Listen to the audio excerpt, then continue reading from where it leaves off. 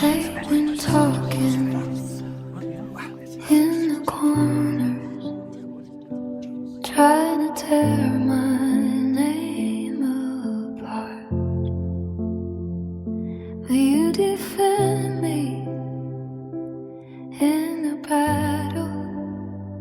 You put your peace inside my heart. Have you ever misunderstood a story about someone and didn't learn the truth until months or even years later? When the real story finally comes to light, it can feel like a total shock. Suddenly, things line up, motives make sense, and the person you thought you knew looks different in the truth's clearer light.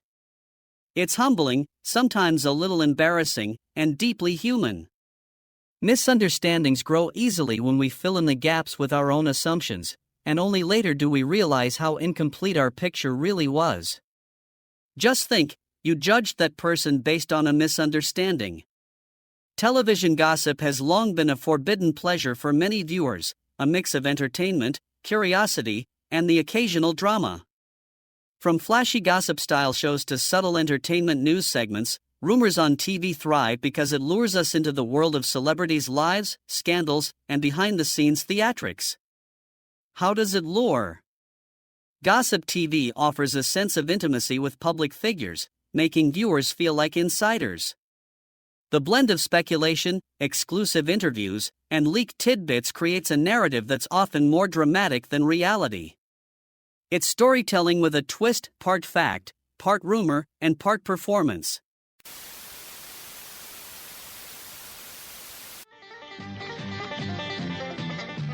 Do you remember the classic TV show, Hee Haw? Hee Haw aired from 1969 to 1993. It was often hosted by country music artists Buck Owens and Roy Clark.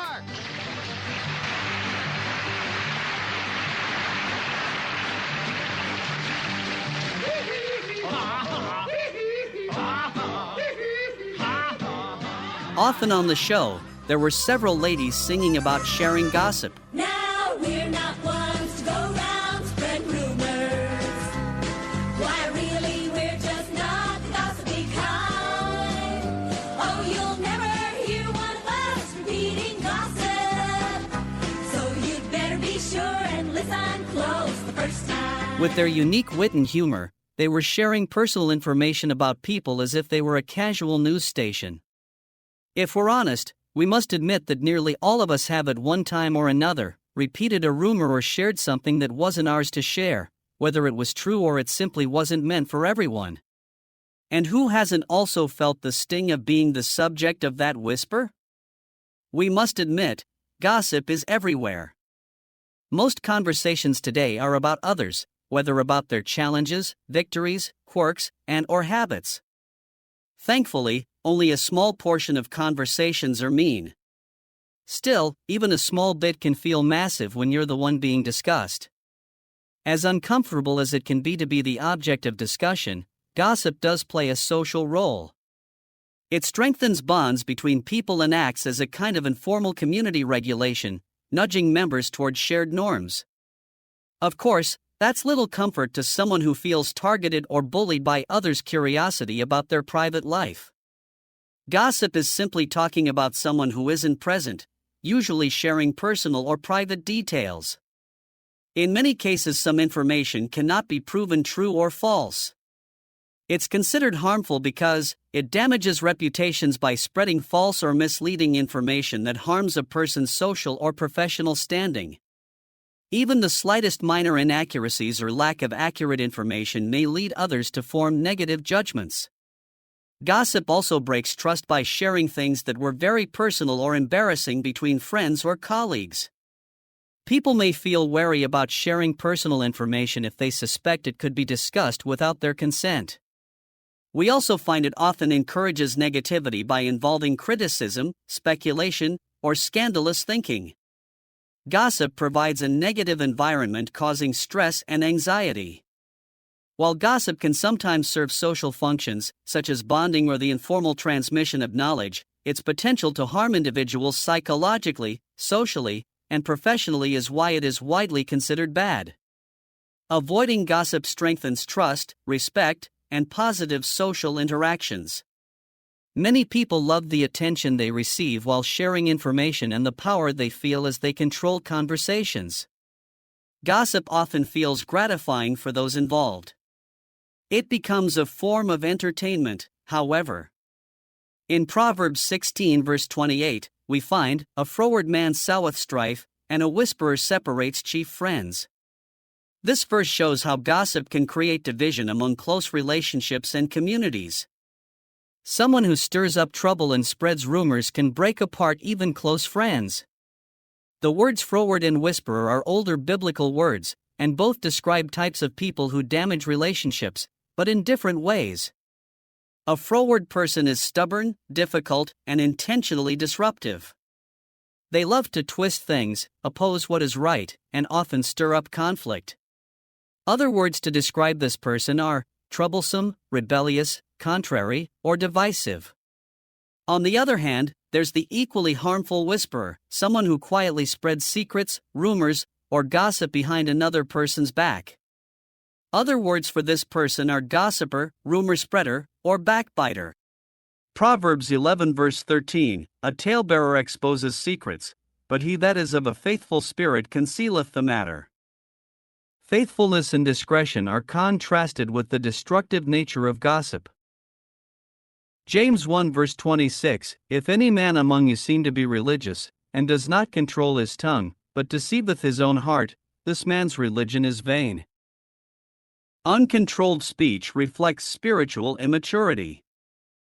James 3 verse 6, "And the tongue is of fire, a world of iniquity, so is the tongue among our members, that it defileth the whole body, and setteth on fire the course of nature, and it is set on fire of hell." Proverbs 26 verse 20, "Where no wood is, there the fire goeth out, so where there is no talebearer, the strife ceaseth."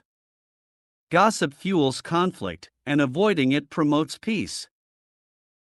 In this verse, gossip fuels conflict like wood fuels a fire.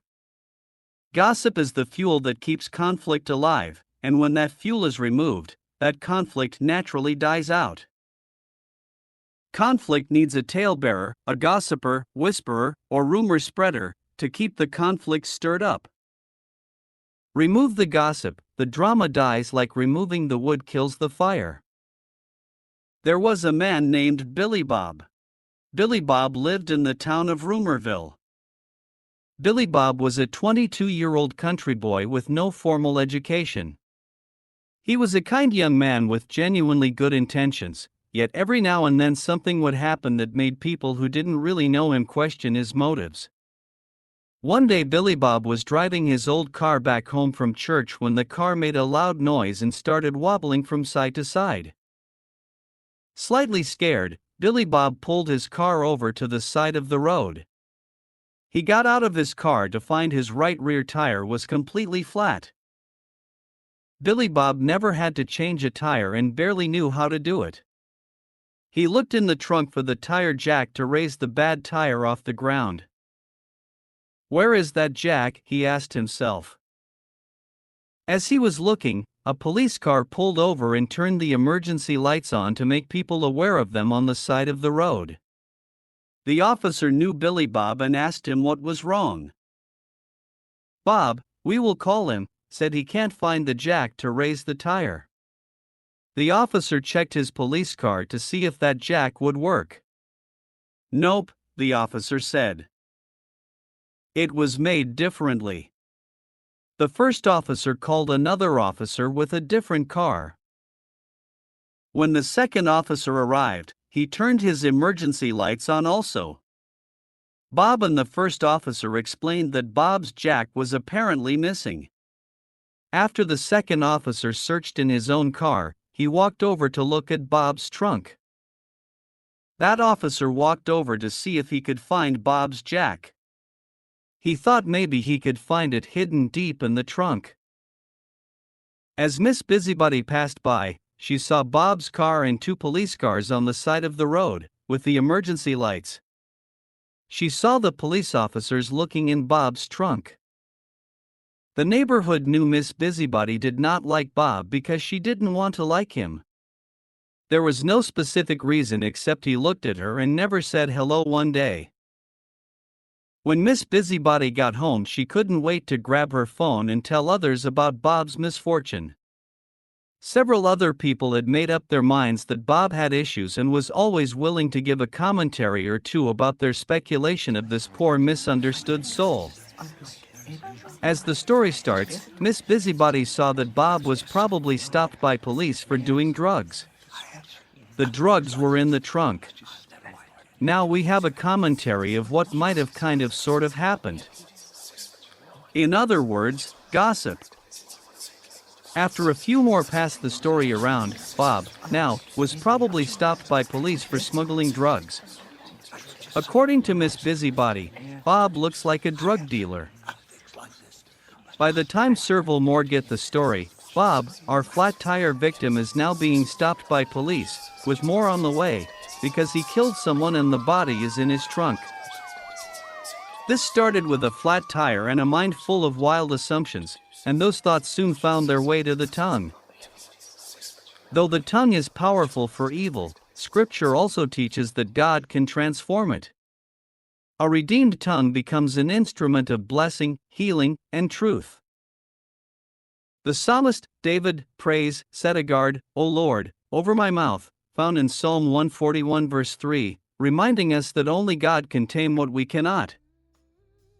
In the end, the Bible's message is clear: the tongue is either a weapon of darkness or a tool of light. Its power is too great to leave ungoverned. Only when surrendered to the Spirit can our words reflect the character of Christ and bring life instead of destruction. So the final question is this: how will you use your tongue today and in the days to come? I'm praying for them, Jesus, 'cause you prayed for me first. When I was lost and running, you led me at my worst. So when they talk behind my back, I won't return the pain. I'm praying for them, Jesus, that your mercy fall like rain. I won't fight with fire. Your love is my desire.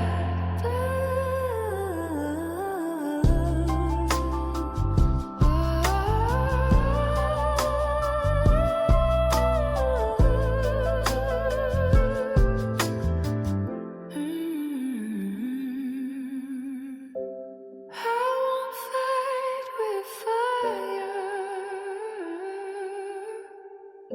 Your love is my desire.